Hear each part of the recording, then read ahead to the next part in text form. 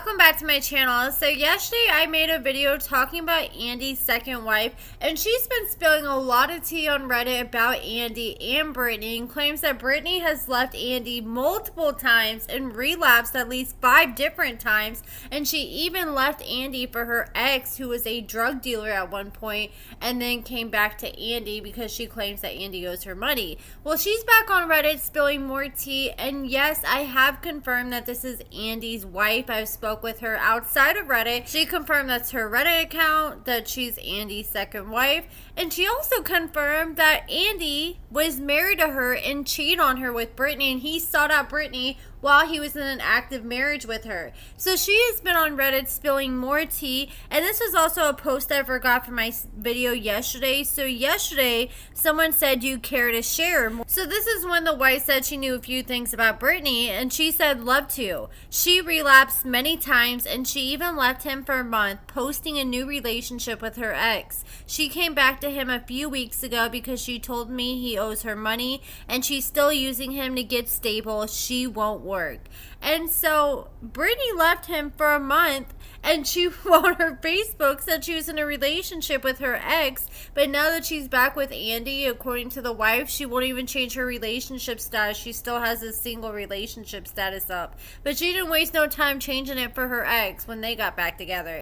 Then earlier today, the wife posted, "I will continue to post spoilers until I'm satisfied. Love after Lockup, y'all should have had me on the show. It would have been way more entertaining. I'm just saying. I believe Andy is the one who is contractually obligated to shut the F up, but he didn't, so I know everything, and it looks like y'all were warned to stop asking me for info, but I'm still willing to share." So one user said, "So when Andy was filming with Brittney, were you and him separated, or did y'all still, as far as you knew, have an active, functioning marriage at that time?" And she said, "He was also traveling 4 hours to see me every time she left. I've been to their apartment too." And then someone said, "He's sick." And then someone said, "Married but not together. They were separated and seeing other people." And she responded, she said, "Nope, we were in an active marriage when he saw her out." And I even asked her, like I said, and double checked, and she confirmed this, that they were actively married. And then someone else said, "Is this why Brittney changed her mind about him? Did she find out he was still married when she got out?" And she said, "No, she didn't find out till 2 weeks after she got out, and I think she's genuinely disgusted by him, but has nobody else to pay her way. She ain't about to work." Then someone else said, "Yes, before his wife lost all those hundreds of pounds," and then they put in parentheses him.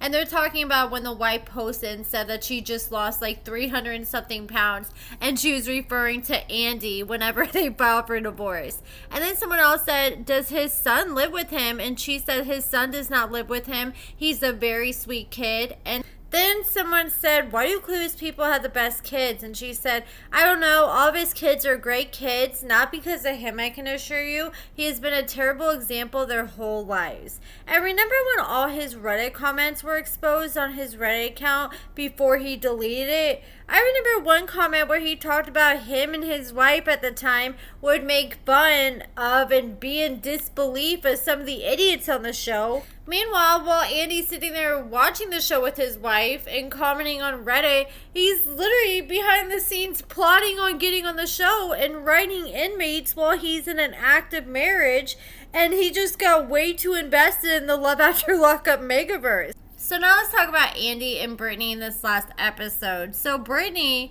started stressing the F out because it was time to jump in bed, but the last thing she was trying to do was jump in Andy's bed and be anywhere near the man. So she ended up asking him if she could sleep in another bedroom for the night because she said she feels uncomfortable, and she said she feels like they're moving way too fast. And Andy wasn't too keen on the whole idea of her sleeping in another room, but he told Brittney he had no other choice, and she was super annoyed. She's like, "What do you mean you have no other choice? Either you're okay with it or you're not." So he's just like, "Well, I guess I'm gonna have to be."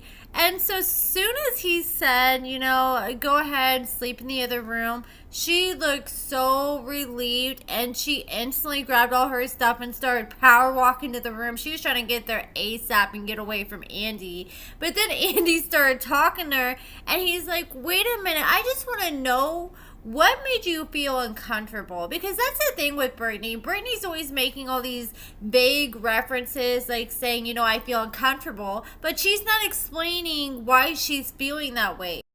So Brittney explained she feels like Andy's just moving way too fast, and she said she feels smothered because everywhere she turns, there's Andy.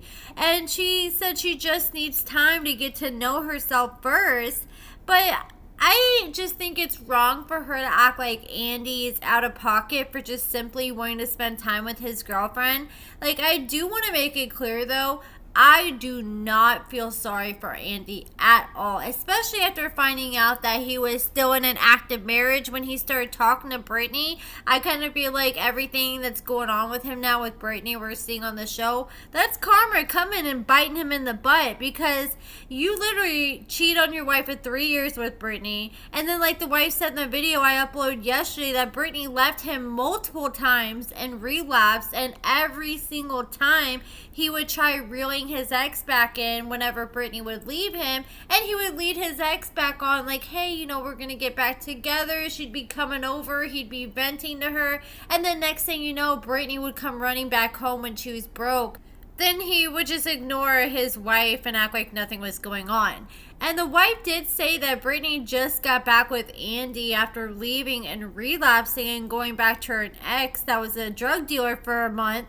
And she said that Brittney told her that she ended up going back to Andy because Andy owed her money, like I said earlier in that Reddit post. So now, knowing what I know now, it kind of makes me think that she's going to just stay around until those Love After Lockup checks stop coming in and they're dried up. Because right now, for the season they're on Love After Lockup, and the inmate does not get paid until Life After Lockup. So right now, Andy's the only one making money off these episodes, and he's probably making about $2,000 every single episode. So knowing Brittney, I know Brittney's not about to stick around and film and put up with Andy's BS unless they had some kind of agreement that he was going to come off some of his checks and give them to her. So I bet she probably ended up leaving him, and then the show's airing and he's got these checks coming in, and she's got to get back and make sure some of them go to her before he spends them all. Plus, we already know that Andy's not working, and neither is Brittney, and Andy just likes quick get money schemes according to the ex-wife. So she's probably like, I gotta get back and get that Love After Lockup money before he spends it all. So Andy and Brittney ended up going their separate ways for the night, and Andy was confused because he felt like he wasn't asking for too much, because Brittney really sold him the dream while she was in prison. She told him that she wanted to get married. They talked about getting engaged, taking engagement pictures, and just living happily ever after. And now Brittney's acting like she ain't having none of that. She ain't even entertaining it one bit. And I don't think Andy's asking for too much to want to spend time with his girlfriend. And if I was in Andy's shoes, the way she's treating him, it would make me feel so insecure. She treats me one way while she's in prison, and then she gets out and sees me and switches up a completely different way. That would make me feel so self-conscious and insecure. I'd be wondering, what the hell is wrong with me? Like, what is so bad about me that she doesn't want to be anywhere near me? And Andy made a good point, because here she is moving into the room, the other bedroom, after one night. And that's typically what people do, like couples, when they're out of options and they cannot stand to be around each other. But Brittney isn't even giving it any sort of chance. Like, she was trying to say, I just want a place for me and my kids to go, but I have no other option.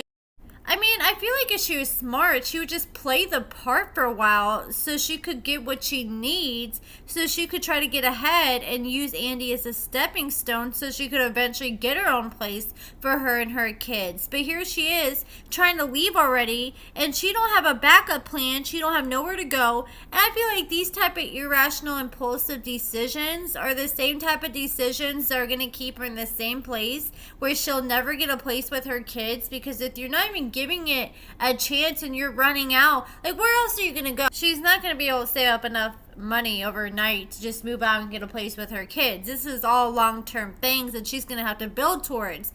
And she keeps saying, oh, I don't have nowhere else to go, I don't have no other options. But if it's that bad, then she needs to get on a waiting list to get into like a transitional living place or a halfway house.